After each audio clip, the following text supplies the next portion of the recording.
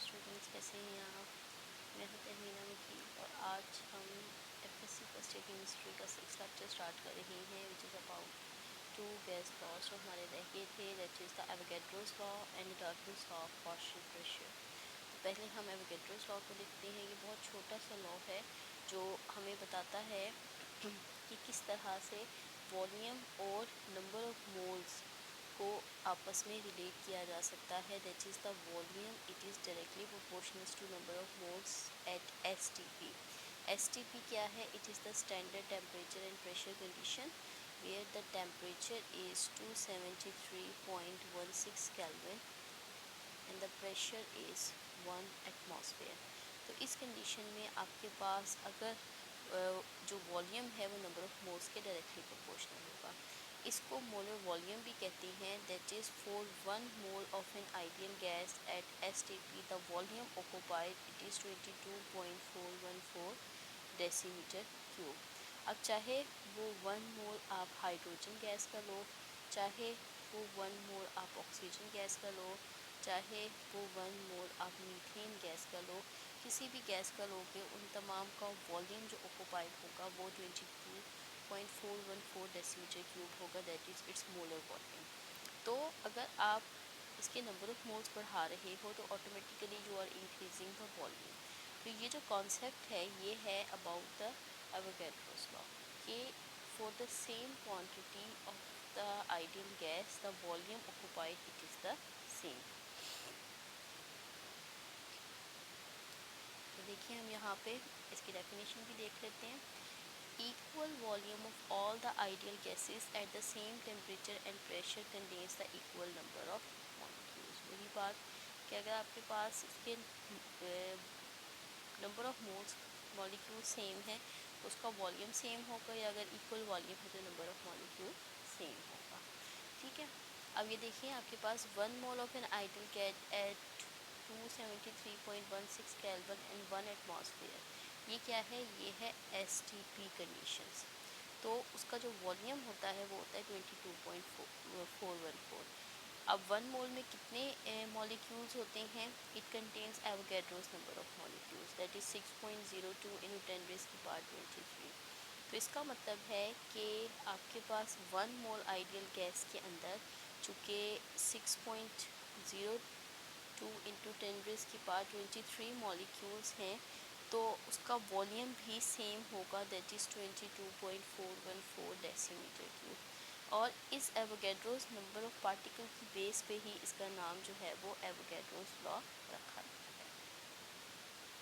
या हम यूँ कह सकते हैं कि चाहे कोई सी भी गैस हो, चाहे it is hydrogen, it is nitrogen, helium, oxygen, carbon monoxide, कोई भी गैस हो, अगर आपके पास सेम नंबर ऑफ मॉलिक्यूल होंगे तो उनका वॉल्यूम ऑक्युपाइड भी सेम होगा। तो अगर हम टेम्परेचर प्रेशर इक्वली चेंज कर देते हैं for all these gases then the new volume occupied will have the same number of molecule. ठीक है, अब यहाँ पे नंबर ऑफ मॉलिक्यूल्स थोड़े से चेंज आ रहे हैं क्योंकि यहाँ पे इन्होंने जो कैलकुलेशंस की हैं वो की हैं 1 डेसीमीटर क्यूब के लिए। देखिए आपके पास 22.414 डेसीमीटर क्यूब के लिए थे 6.02 × 10⁻23। अगर यहाँ पे 1 डेसीमीटर क्यूब आएगा तो 6.02 को हम डिवाइड कर देंगे 22.414 से, then your answer will be 2.68 × 10⁻22। तो इससे घबराने की ज़रूरत नहीं है, ये आपके पास सिर्फ और सिर्फ किसी चीज़ को इंटर कन्वर्ट किया गया है। अब इस केस में हाइड्रोजन का वेट और ऑक्सीजन का वेट डिफरेंट होता है, ये मैं पहले भी बता चुकी हूँ आपको जब मैं आपको पढ़ा रही थी फर्स्ट चैप्टर में मोल का कॉन्सेप्ट और एवोगैड्रोस नंबर का कॉन्सेप्ट दिया था कि आपके पास नंबर ऑफ मॉलिक्यूल सेम होंगे चाहे इनका मैथ जो है वो डिफरेंट है। क्यों डिफरेंट सेम होता है? इनके number of molecules because the distance at STP 1 molecule is approximately at a distance of 300 times of its diameter from its neighbor at the room temperature। तो वो मॉलिक्यूल इतने दूर दूर होते हैं कि उनके साइज़ जो है या उनका जो मैस है वो मैटर नहीं करता, उनके नंबर ऑफ पार्टिकल्स मैटर करते हैं टू ऑक्युपाई द वॉल्यूम। ठीक है, तो ये आपके पास था एवोगैड्रोस लॉ। नेक्स्ट आपके पास है Dalton's law of partial pressure. Dalton's law of partial pressure क्या है कि जब हम मिक्सचर ऑफ गैसेस को स्टडी करते हैं तो उस केस में अ mixture of non reacting gases, the mixture should be non reacting. आपके पास जैसे हाइड्रोजन है, मीथेन है, ऑक्सीजन है, जो आपस में रिएक्ट नहीं करती है eight normal temperature. So the total pressure exerted by a mixture of non-reacting gases is equals to sum of their individual partial pressures। तो इस चीज़ को हम कैसे देखते हैं, इस चीज़ को मैं यहाँ पे एक्सप्लेन करती हूँ आपके लिए। ये देखिए यहाँ पे आपके पास 1 डेसीमीटर क्यूब के 3 कंटेनर हैं, ठीक है। एक है हाइड्रोजन का, एक है ऑक्सीजन का और एक है मीथेन का। 3 of them are non reacting. अब यहाँ पे मुझे जो है वो इनके थोड़े से प्रेशर्स का कन्फ्यूजन है। चलें आप कोई भी ले लेते हैं। सपोज ये आपके पास जो है एक हाइड्रोजन का है 100 टॉर, इसका है 400 टॉर और इसका है 600 टॉर। ये था इनका पार्शियल प्रेशर। पार्शियल प्रेशर क्या होता है कि गैस मॉलिक्यूल्स जब इनक्लोज्ड हैं इन अ कंटेनर तो उसके अंदर गैस मॉलिक्यूल्स हैं। वो गैस मॉलिक्यूल्स जब भी जाके स्ट्राइक करेंगे on the wall of container they exert some pressure, और वो प्रेशर इनका यहाँ पे गिवन है। अब हम इन तीनों गैसेस को शिफ्ट कर रहे हैं। ये ऊपर वाले भी 1 डेसीमीटर क्यूब कैपेसिटी के कंटेनर थे, अब हम इसे एक और 1 डेसीमीटर क्यूब कंटेनर में शिफ्ट कर देते हैं इस तरह से कि उसमें ये तीनों गैसेस आ जाए। Now here you get a mixture of non reacting gases hydrogen, oxygen and methane. अब इस केस में जो बात हुई है वो ये है कि नाउ देयर पार्शियल प्रेशर जो है, total partial pressure exerted by these gases, it is equals to the sum of their partial pressure. देखिए हाइड्रोजन का पार्शियल प्रेशर क्या था 100, इसका क्या था 400, इसका क्या था 600।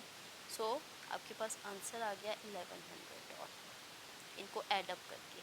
तो आपके पास जब भी a mixture of non reacting gases आती हैं तो total pressure exerted by the non reacting gases it is equals to sum of their partial pressure, and this law is called as Dalton's law of partial pressure. यही चीज़ यहाँ पे है कि आपके पास 3 गैसेस हैं 1 2 3 और इनका प्रेशर है P1 P2 P3। तो टोटल प्रेशर जो एक्सर्टेड बाय दीज गैसेस है वो सिंपल इनके सम के इक्वल है। अब जो मैंने आपको एग्जांपल बताई है वो यहाँ पे इन्होंने एक्सप्लेन की हुई है with the help of the values. मैंने अपनी सपोज वैल्यूज़ लिखी थी, यहाँ पे अपनी वैल्यूज़ है। आपके पास 4 सिलेंडर्स हैं सेम वॉल्यूम के 10 डेसीमीटर क्यूब, 3 गैसेज हैं हाइड्रोजन, हीलियम, ऑक्सीजन। इन सब का पार्शियल प्रेशर है 400, 500 और 100 टॉर। तो जब हम इसको 4 सिलेंडर में शिफ्ट करेंगे सेम कैपेसिटी के तो तब इनका जो पार्शियल प्रेशर आएगा वो सिंपली इनके एडिशन के इक्वल होगा, जैसे मैंने अभी आपको कैलकुलेशन करके दिखाई। तो ये जितनी भी 3 नॉन रिएक्टिंग गैसेस हैं they behave independently under the normal condition. मतलब जैसे ये तीनों गैसेस अलग अलग कंटेनर में बिहेव कर रही थी वैसे ही, क्योंकि आपस में रिएक्ट नहीं कर रही। अगर रिएक्ट करेंगे तो एक नई चीज़ बन जाएगी। चूँकि ये रिएक्ट नहीं कर रही तो ये 3 नॉन रिएक्टिंग गैसेस हैं they behave independently, they same behave कर रही हैं जैसे वो अपने अपने कंटेनर में बिहेव कर रही थी। They move rapidly with the same opportunity, equal opportunity के साथ मूव कर रही हैं वॉल ऑफ कंटेनर से, इसीलिए वो सेम प्रेशर एक्सर्ट कर रही हैं independent of the other pressure exerted by the gases. क्योंकि प्रेशर आपके पास क्या है, फोर्स पर यूनिट एरिया, जितने मॉलिक्यूल्स हैं उतना वो प्रेशर एक्सर्ट कर रही हैं। तो इस चीज़ को हम यहाँ से निकाल सकते हैं। तो यहाँ पे एक्चुअली जो हमारे पास रिलेशनशिप है Dalton's law of partial pressure में वो होता है प्रेशर और नंबर ऑफ मोल्स का। Pressure it is directly proportional to number of moles. अगर हाइड्रोजन का प्रेशर है तो it is directly proportional to hydrogen number of moles. अगर मीथेन का है तो मीथेन के नंबर ऑफ मोल्स, अगर ऑक्सीजन का है तो ऑक्सीजन के नंबर ऑफ मोल्स। ठीक है, ये जो आपके पास एक फैक्टर है RT/V from the general gas constant, ये कांस्टेंट है because we have the same temperature and same volume. देखिए आपने 10 डेसीमीटर क्यूब का सिलेंडर लिया था, चारों सिलेंडर सेम वॉल्यूम के थे, तो द वॉल्यूम इज सेम, तो आपने वॉल्यूम को कांस्टेंट कर दिया है। You are actually checking the relationship between the pressure and the number of moles. अब अगर आप इन सब के पार्शियल प्रेशर्स को ऐड अप कर देते हैं, तो इन सब का पार्शियल प्रेशर क्या है, pressure of hydrogen, pressure of methane and pressure of oxygen, ये आपके पास आ जाएगा number of moles of hydrogen, number of moles of methane and, ये मैं यहाँ पे आपको बता देती हूँ। ये देखिए ये आपके पास है pressure of hydrogen, it is equals to RT/V NH. Pressure of oxygen is RT/V number of moles of oxygen, and pressure of methane, which is RT/V number of moles of methane. Total pressure किस चीज़ के equal है, इन सब के सम की। सो RT/V number of moles of hydrogen plus RT/V number of moles of oxygen plus RT/V number of moles of methane. अब इन तमाम में RT/V कॉमन फैक्टर है, so we can write here number of moles of hydrogen plus number of moles of oxygen plus number of moles of methane RT/V। ये तो तमाम के तमाम नंबर ऑफ मोल्स है, it can be written as total number of moles. तो total pressure is equals to total number of moles RT/V। तो यहाँ से हमारे पास इसकी डेरिवेशन हो जाती है।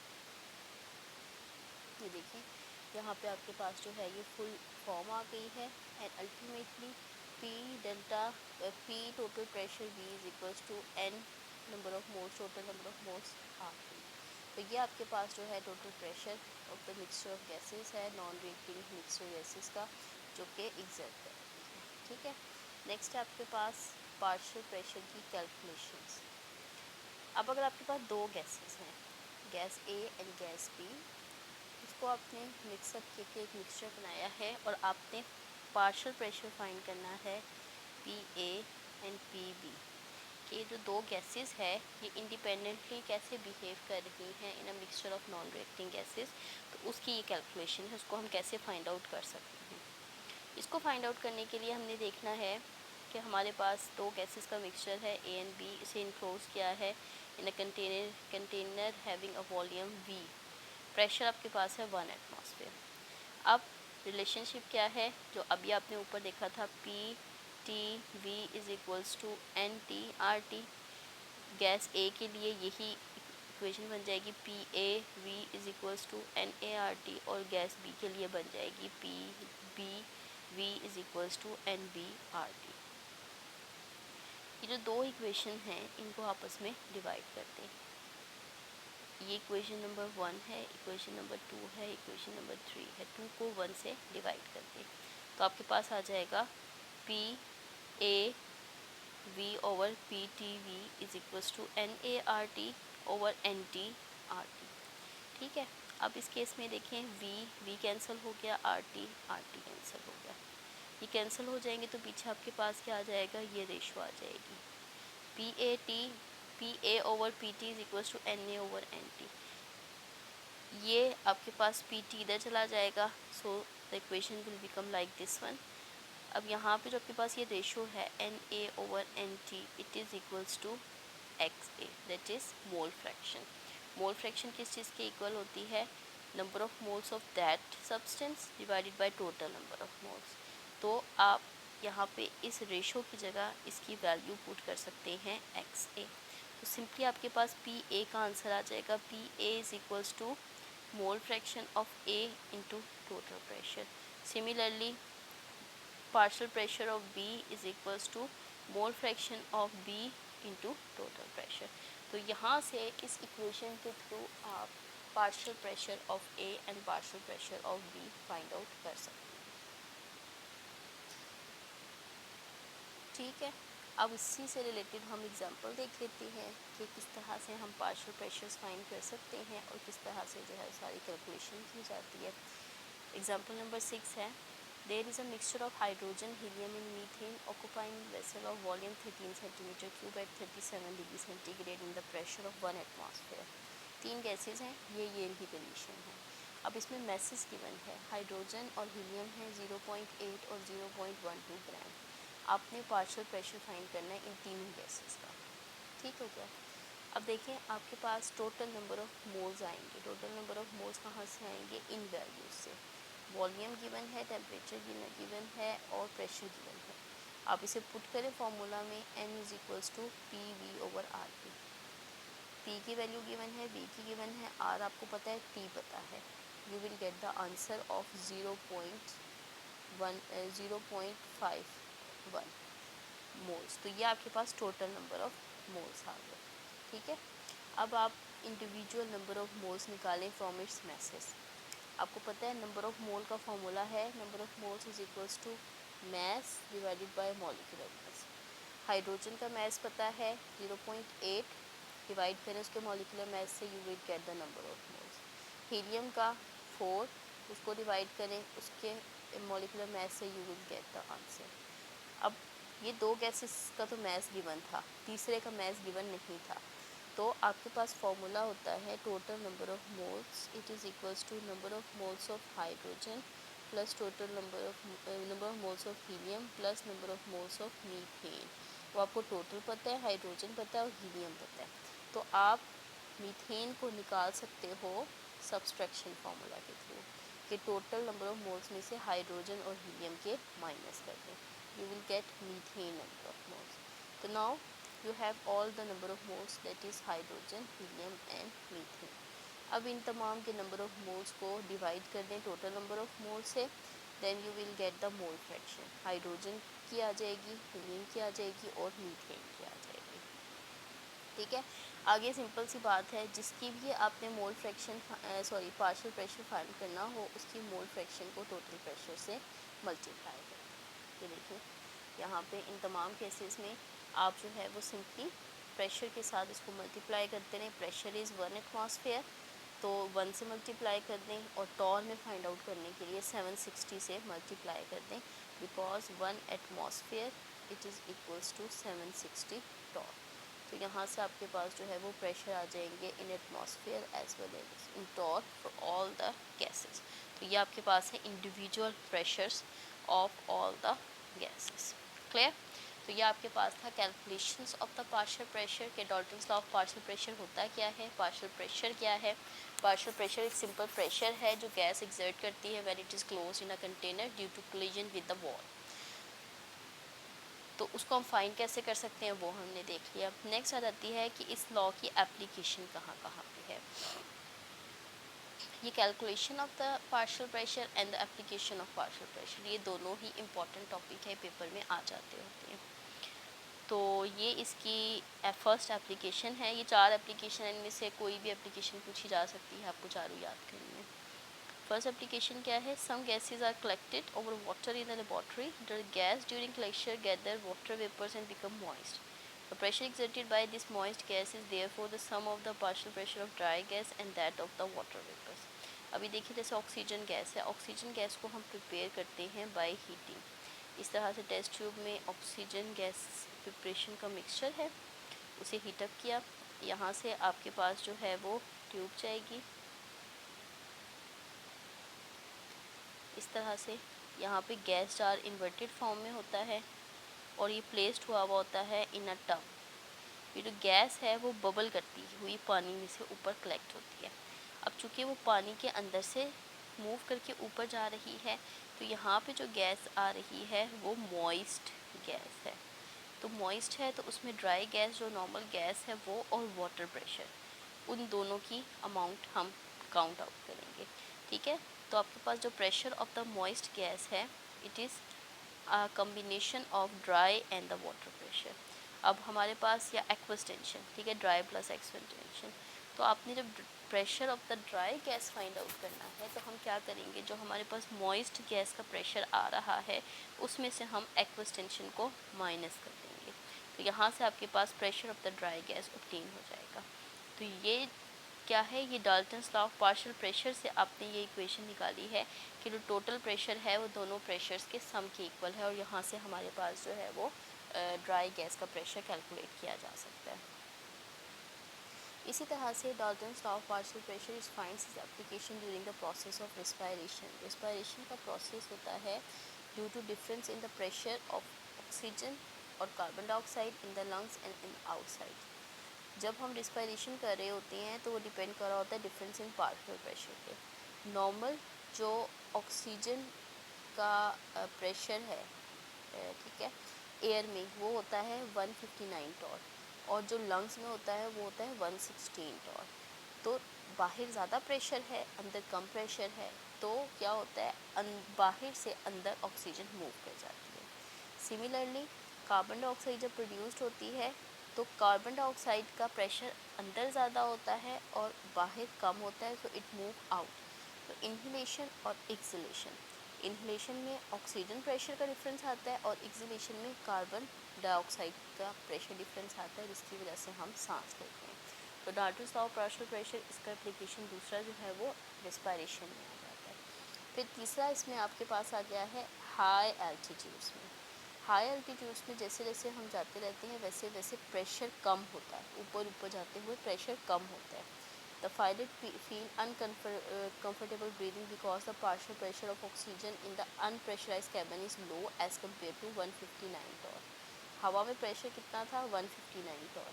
लंग्स में कितना है, 116। अगर ये प्रेशर मेंटेन होगा तो हम सही सांस लेंगे, लेकिन जब हम ऊपर जा रहे हैं, ऊपर जाते हुए 159 से ड्रॉप हो गया है प्रेशर, तो उस केस में हमारा प्रेशर डिफरेंस कम हो गया है, जिसकी वजह से हमें ब्रीथ करते हुए, सांस लेते हुए प्रॉब्लम होगा।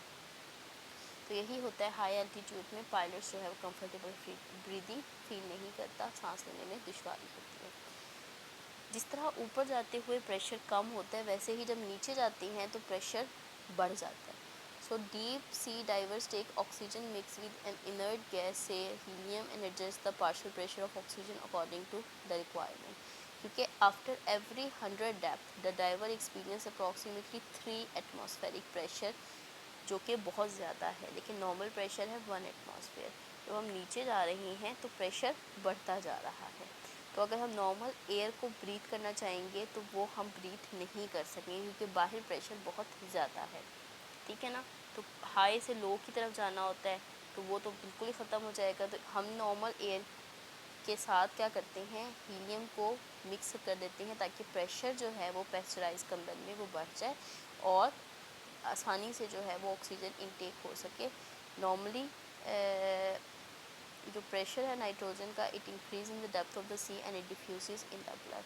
तो ऊपर जाते हुए एल्टीट्यूड्स में प्रेशर डिक्रीज़ करता है और नीचे आते हुए जो है वो इंक्रीज़ करता है। तो उसके अकॉर्डिंग हम अपनी रिक्वायरमेंट्स लेते हैं और उसको एडजस्ट करते हैं। सो ये 4 एप्लीकेशंस हैं Dalton's law of partial pressure की। तो this is all about all the gas laws. ये डिफ्यूजन और इफ्यूजन जो है वो आपके स्मार्ट कोर्स में नहीं है, स्मार्ट सिलेबस में नहीं है, ना ही ग्राम्स लॉ ऑफ डिफ्यूजन है। नेक्स्ट लेक्चर में हम इंशाल्लाह काइनेटिक मॉलिक्यूलर थ्योरी को स्टार्ट करेंगे। इस तमाम जो लॉज हैं इनको आप अच्छी तरह से प्रिपेयर करें। इस लेक्चर में अगर कोई प्रॉब्लम हो, कोई बात क्लियर ना हो, then you can ask in the WhatsApp group. Next lecture तक के लिए अल्लाह।